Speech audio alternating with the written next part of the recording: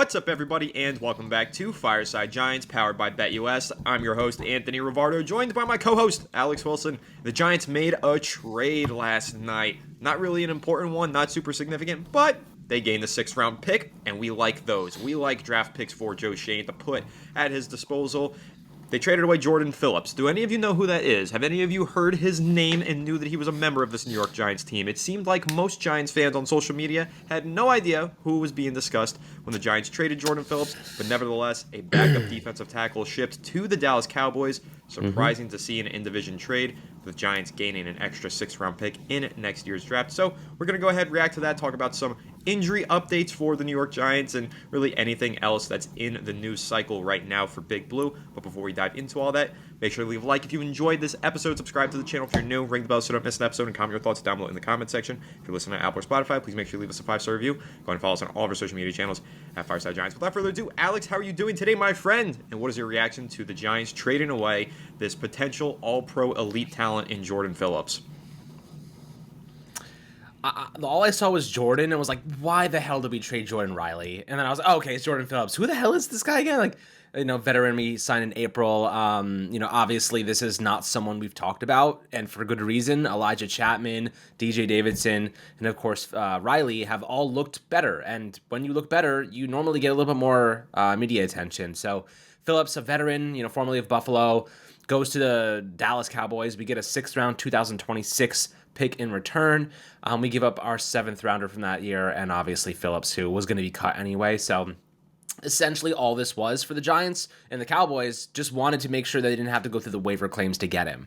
Obviously there's a lot of teams that may have been interested in a veteran defensive tackle. The Giants have a lot of young talent. Really, really big fan of Jordan Riley. Elijah Chapman is getting so much attention right now.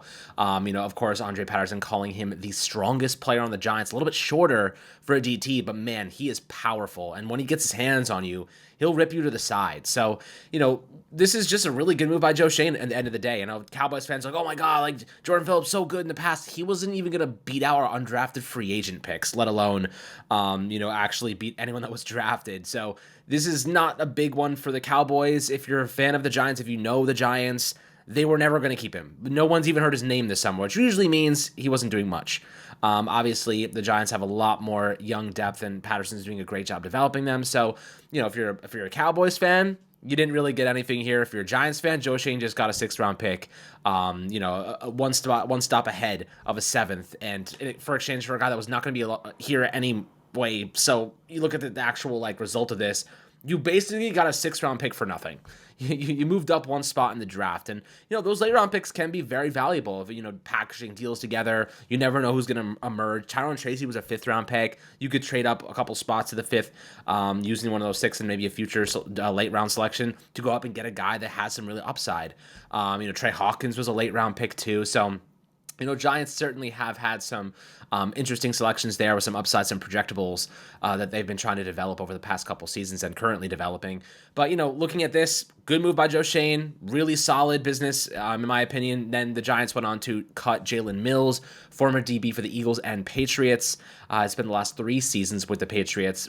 30-year-old DB, can play nickel, can play, safety, multiple spots, but he had a calf injury all summer, so he didn't even take a single snap in training camp. Obviously, Giants need healthy bodies, so they bring in Jonathan Sutherland, Raheem Lane.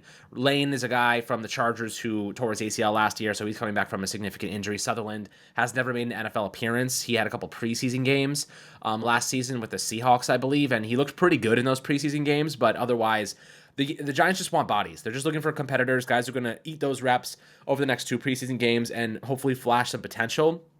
That's all they want. Healthy bodies, potentially contribute on special teams, offer some competition at the back end of these units. But for the most part, I wouldn't be surprised if the Giants go and put in a roster waiver claim after cuts for a veteran CB. What is your initial reaction, Anthony, from, of course, the Phillips trade, Joe Schoen getting some good value there for a guy that wasn't going to be here anyway, and then bringing in 2 new safeties and cutting Jalen Mills? Yeah, so with the Jordan Phillips trade, obviously I was joking, tongue-in-cheek, when I said a potential elite all-pro talent. He's just a back end of the roster guy, and the Giants were going to cut him anyway, so I'm happy that they were able to get a draft pick for him rather than just cutting him and getting nothing. But I will say it does highlight for me the fact that the Giants just don't have a ton of talent in their defensive line outside of Dexter Lawrence. And we've discussed that a number of times over the last couple of weeks, Alex, how it's pretty much Dexter Lawrence as your starting nose tackle. He's DT1, but who is DT2?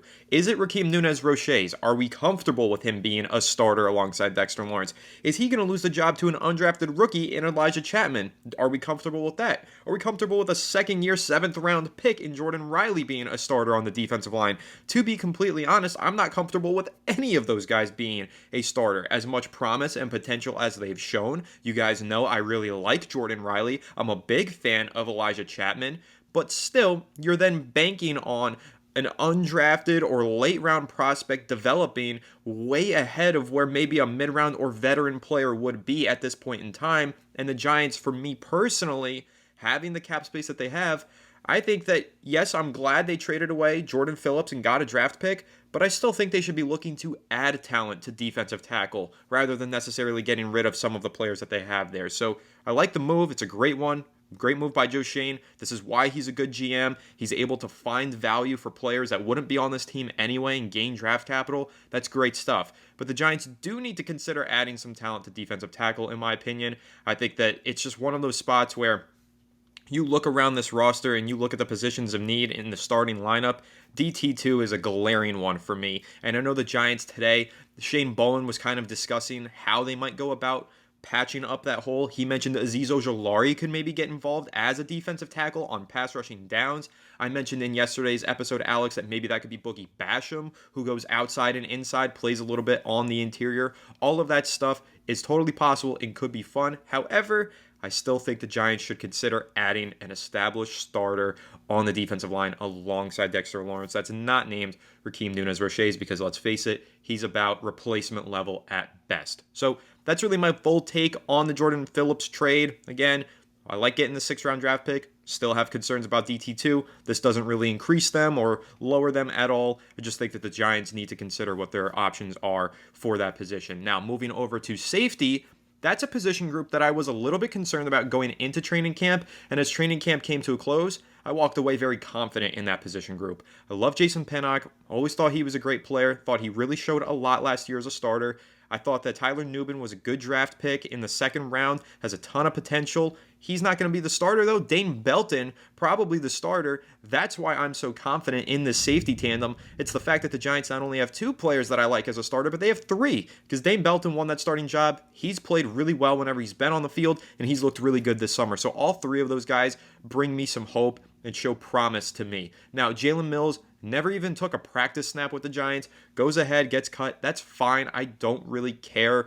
Insignificant loss there, and the Giants added a couple of other depth guys as well who will, again, compete and just provide some back end of the roster support, maybe on special teams, or maybe if the Giants run into any injuries in their secondary. So overall, these are just low-key roster moves. They're not super significant, but in the long run, they can be as the Giants go through the course of the regular season and maybe deal with injuries, and also looking ahead just to the end of the preseason on the waiver wire. The Giants are kind of getting a head start here is how I feel about it, because you'll see teams wait until the waiver wire cut day, and then they'll try and pick up some of these players to plug in the back end of their roster. Instead, the Giants signing a couple safeties now, signing Joshua Kelly, former Chargers running back, and now getting these guys in here to compete in the preseason games so that they can get a good look at them before they add them to the roster right ahead of the regular season. So I like the way the Giants are moving right now. It just seems to me like they're setting themselves up and giving themselves some insurance in case of injuries going into the future. So all good stuff.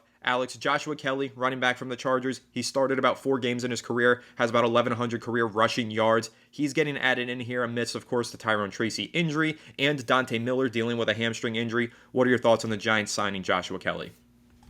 You know, signing Joshua Kelly, experienced player, a couple starts under his belt. Really, this is just a precautionary measure. He's not probably going to make this team. I guess he could sneak onto the roster, but it's a little late. I think, Tyrone Tracy dodging that injury bullet. I mean, guys, if we have any idea how lucky we are, go look at the Minnesota Vikings right now, or the Buffalo Bills. Matt Milano just tore his bicep. The freaking Minnesota Vikings are dropping like flies. They're starting cornerback, J.J. McCarthy. There's so many players. Jordan Addison had another injury. Like, this is, if you're a Giants fan and you see Nabers and his leg or his ankle, that he twisted, and then Tyrone Tracy running today. I thought the guy's season was over 2 days ago. Now he's running. I mean, talk about getting lucky. Knock on wood. the football gods are shining upon us today. And I'll tell you what, this is a long time coming. We've gotten a lot of bad luck in the last couple of years, so it's nice to see us getting a little bit of that good luck. But Joshua Kelly coming in, probably really his role right now, eat up preseason reps so those guys don't get hurt. You know what I mean? Eat up those preseason reps, those third, fourth quarter reps. That way the Giants can preserve the health. They saw enough from Eric Gray to say, all right, like he's ready to contribute now. They saw enough from Tyron Tracy to say, yeah, he's ready to contribute now. We need someone on the back end. Turbo Mo's in with a hamstring injury. Need someone to just eat those second half preseason game snaps. And fortunately, Joshua Kelly will do just that for us. Get a couple bucks for his services. So I don't think he's going to make this team. I don't think he's a long-term piece here, but he's just if his value is keeping our regular guys healthy, love the guy to pieces. Love him to death. So that's kind of how I feel about Joshua Kelly right now. But another guy that you mentioned in the interior of the defensive line, you talked about some guys there. Even Shane Bowen mentioned Azeez Ojulari could get some snaps on pass rushing downs on the interior, which is interesting. Kind of reminds you of that NASCAR package the Giants had many years ago. So, Azeez Ojulari being on the inside, pass rush snaps, maybe on third down, stuff like that, getting creative with how they deploy those front four. Really exciting. I think that's how the Giants produce a lot of success in the past, getting creative with it, having a lot of pass rushers on the field. Third and longs, get them all out there. Let them work. So I'm excited to see what those guys can produce. But we're ramping up, guys. You can feel the excitement of the NFL season coming around. We're still a little bit less than a month away, but I certainly am feeling that energy. Really, really fun. But most importantly, we're staying healthy, and guys that we thought were hurt seem to be returning to practice a lot earlier than anticipated, which is a very good sign. Yeah, 100%. And one of those players being Malik Nabers. He returned to practice today. There's a chance he plays this weekend versus the Houston Texans in the upcoming preseason game. So really excited about that. And on the note of Malik Nabers, just want to take a quick pause here and discuss the odds for him to reach 1,000 receiving yards. Looking really solid. Here's a message from BetUS. Let's take a look at their odds on Malik Nabers. So just wanted to jump in here and show you guys the odds here on BetUS for wide receivers to reach over 1,000 receiving yards this season. If you'll take a look, obviously Tyreek Hill, dominant season last year. If he didn't get hurt, probably goes for over 2,000 receiving yards. You keep scrolling all the way down, and there's Malik Nabers at plus 160. And guys, I love the value on this bet. Plus 160, you're making positive money there for sure. Quite a lot of it if he hits that 1,000 yards receiving mark, and he should. He's the Giants' number one wide receiver. If he doesn't get the 1,000 receiving yards, who will? The Giants haven't had a 1,000-yard receiver since 2018 when Odell Beckham Jr. left, but Malik Nabers should quickly end that drought. I mean, come on, guys. He's the all-time leading receiver at LSU's college football program. He's the focal point of this offense. We've seen what he's done throughout training camp. If you see this bet, this is a really good deal on those odds at plus 160. Puts him ahead of a lot of other great players who have gone for 1,000 receiving yards in the past. Really good deal here. And don't forget, guys, if you use our promo code to sign up down below, you'll get a massive 125% sign-up bonus up to $2,000 on your first 3 deposits. There's live wagering on all major games, the best betting variety, and hey, they do offer 10% back on your net losses twice a year, and you'll get 24/7 personalized service 365 days a year. And with BetUS, you can have your very own account manager. So if you're ready to start, check out our special BetUS link in the description below to go ahead and get started.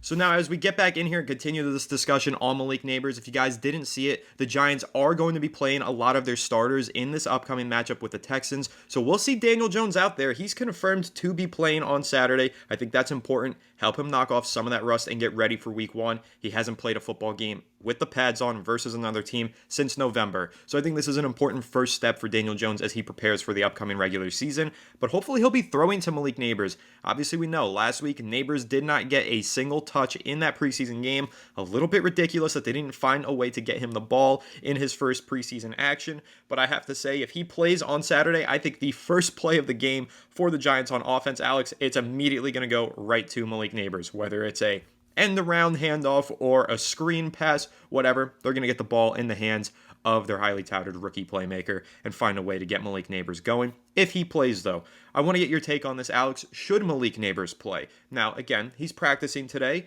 Brian Dable said he's fine. He's nearing 100%, it seems. Maybe not there yet, but he's close. Should he play, or do you think that the Giants should give him the week off as a rookie, just make sure that he's protected and ready to go for the regular season? He should not play a freaking second this week. Not a second. Why should he not play a second? Because one quarter or one drive of action in the preseason with Daniel Jones is not going to define his season. It's not going to give him the experience he needs to suddenly erupt in his rookie campaign. What are you doing? Like, why? Like, why should he play? I don't see why. You bubble wrap the guy and let him wait until week one. One drive for Daniel Jones is not going to make him suddenly elite chemistry with it's just stupid. No point. It's not. No, I totally disagree. It's not about elite chemistry. He's a rookie. Dexter Lawrence is playing in this game. He's no better than Dexter Lawrence. It's honestly a seniority. It's based on principle. So is Malik Nabers. He was at full speed and cutting during individual drills. He's nearly at 100%. If not, he is at 100%. He has not earned the right to sit out a preseason game, in my opinion, because he's a rookie and he hasn't played in the NFL yet. That's just how I feel about it. I don't know. Maybe I'm old school and traditional in that way. Maybe I'm being a little bit of a boomer here. I don't know. Call me what you want. But, I mean, if Dexter Lawrence, Daniel Jones, if all these starters are playing, this is a rookie. He's never played in the NFL. If he's healthy, he should absolutely be on the football field. He should not be bubble wrapped just because he's an exciting rookie player. I think that if he were to get hurt, the conversation would be a lot different. You know what I mean? If he were to get hurt in that game and we'd be like, he just got hurt in a preseason game and now he's missing regular season snaps, you're missing so much chemistry development. I mean, this year is about Nabers developing chemistry with Daniel Jones or whoever's playing quarterback in the future, just getting those NFL reps. If he gets hurt in a meaningless game that has no impact on the season, we're gonna kick ourselves, right? It's only a drive. If it was like a full game, this was like a regular thing, like sure, like I could see it, but like they may only play a drive, and if he gets hurt in that one drive, it's gonna be bad. Like we're gonna be really pissed. Or he might play a quarter. He could play a full quarter with Daniel Jones and start building some chemistry if you want to look at it from that way. Plus, yes, he can get injured in an insignificant, meaningless exhibition preseason game. He can get injured in an exhibition or meaningless practice like he did. He got hurt in practice. Is he not supposed to practice? You can get hurt at any time in football. That's just the nature of the sport. He can get hurt in a preseason game, a regular season game, or a practice. But you can't play football scared. That's how you get hurt. And so the Giants can't just be afraid of a healthy player getting injured when he needs these practice reps, in my opinion. So for Malik Nabers, again, a rookie who needs to earn his right to be the Giants wide receiver one.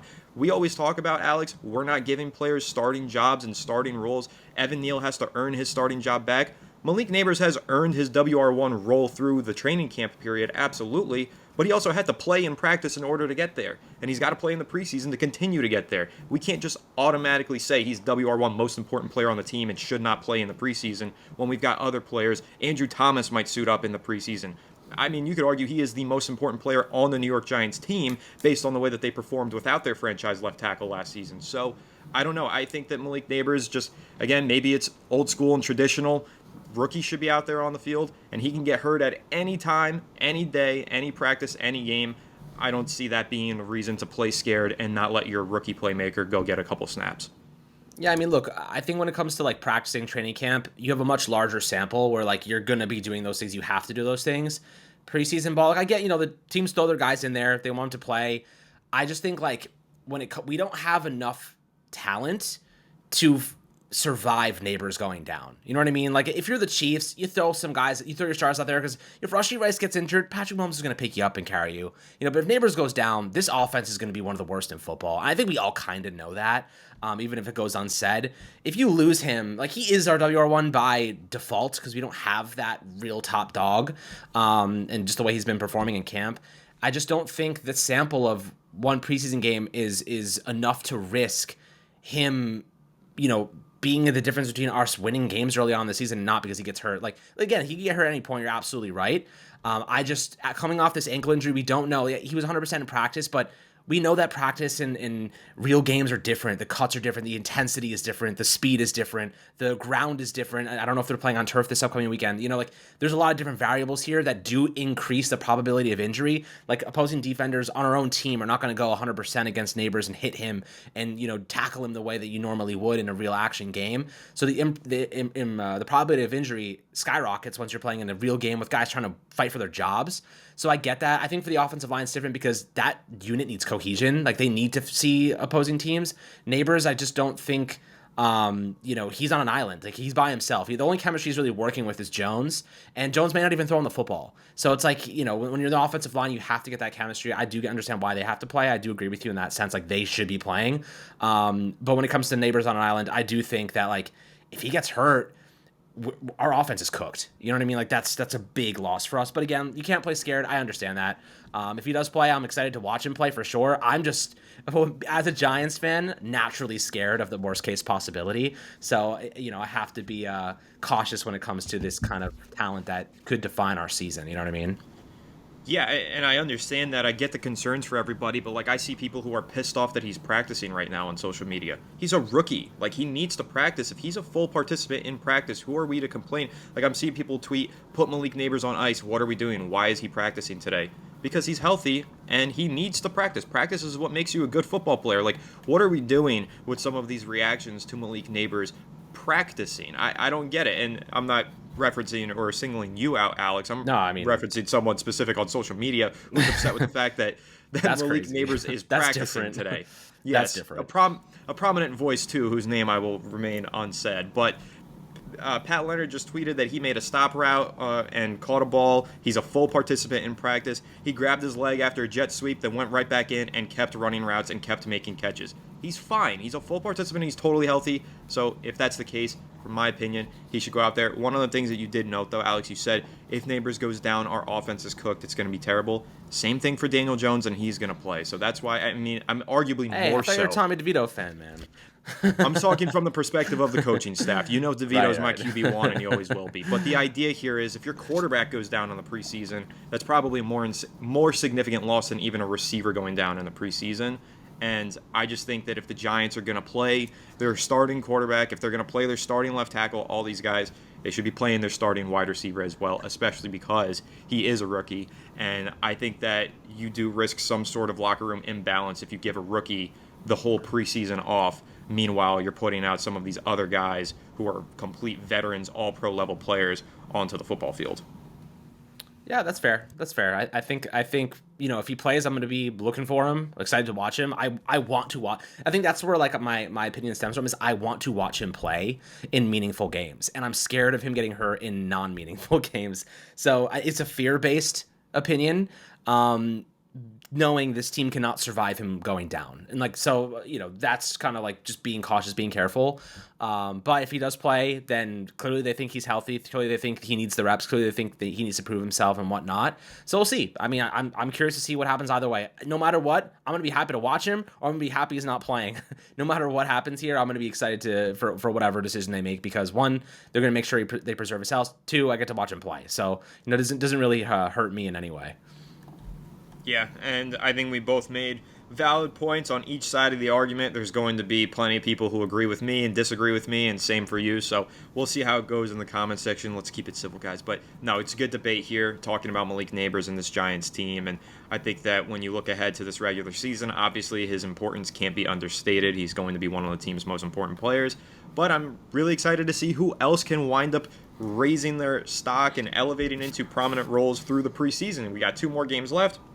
Of course, this Saturday versus the Houston Texans, then the following weekend versus the New York Jets after some joint practices there. So it's all going to be good fun, and I'm really excited to continue to react to these practices, preseason games, and just continue to have more good debates like this right here on Fireside Giants, powered by BetUS. So make sure to leave a like if you enjoyed this episode, subscribe to the channel if you're new, ring the bell so you don't miss an episode, and comment your thoughts down below in the comment section. If you're listening to Apple or Spotify, please make sure to leave us a 5-star review. Go ahead and follow us on all of our social media channels at Fireside Giants. Without further ado, we'll catch you all on the next one. Have a good one, and let's go Giants.